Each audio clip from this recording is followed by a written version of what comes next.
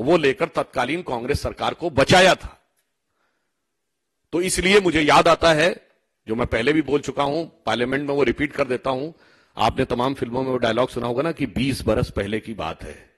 तो मैं बताना चाहता हूं 30 बरस पहले की बात है, क्योंकि 2024 में बैठे 1994 की बात है।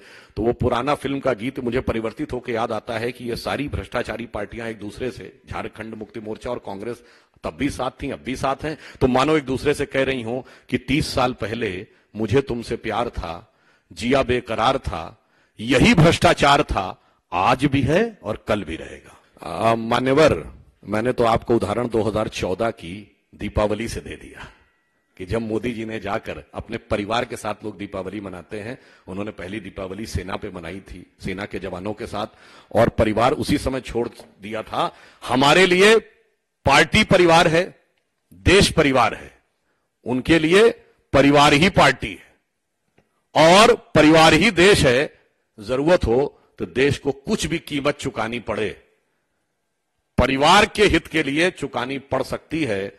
और अगर न याद हो तो आज से तकरीबन 76 साल पहले देश के हिम किरीट, यानी देश का मुकुट जो कहलाता था, वो कीमत कितनी लंबी चुकाई थी, ये आज तक याद है।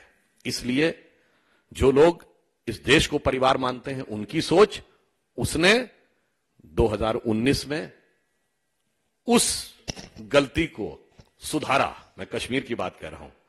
और जो परिवार को देश से ऊपर रखते थे, उन्होंने उस समस्या में फंसाया था। Actually if DMK is reacting on prime minister Shri Narendra Modi, it means you can draw a very easy conclusion that DMK seems to be scared. Otherwise, there would have been no reason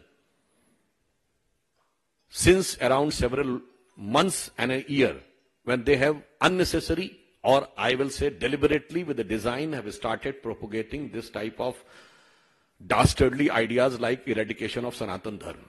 As far as Prime Minister is concerned, I will like to remind, before the Pran Pratishtha of Sri Ram Janmabhoomi, he has gone to several temples of South, and when in Kanyakumari, in Rameshwaram, he was standing on the southern tip of the country, and he was having bath with the 22 wells which is there in Rameshwaram. That shows that how this country is integrated from north to south, Ase to Himachal.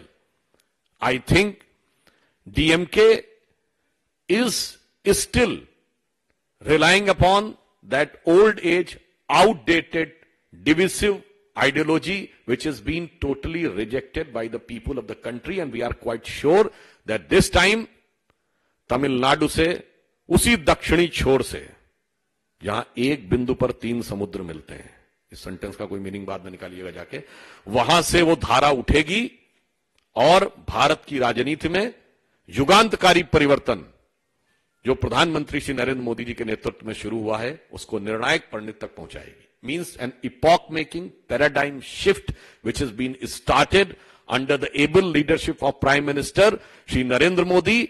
Now a new wave will emerge from south and will reach to its ultimate conclusion. देखिए, यदि किसी न्यायाधीश ने यह बात कही है, और वो भी कलकत्ता उच्च न्यायालय के न्यायाधीश ने, तो मैं मानता हूं इस विषय को राजनीति से ऊपर उठकर सभी राजनीतिक दलों के लिए गंभीर आत्मावलोकन का विषय होना चाहिए।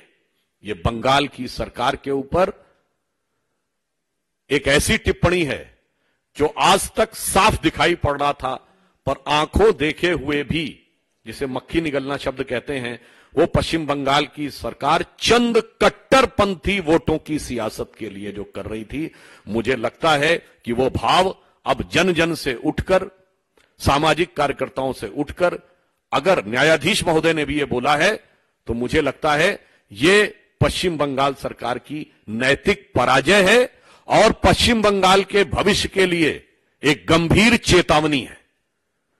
क्योंकि संदेश खली में जो हो रहा है, यही 77 साल पहले नोआखली में हुआ था।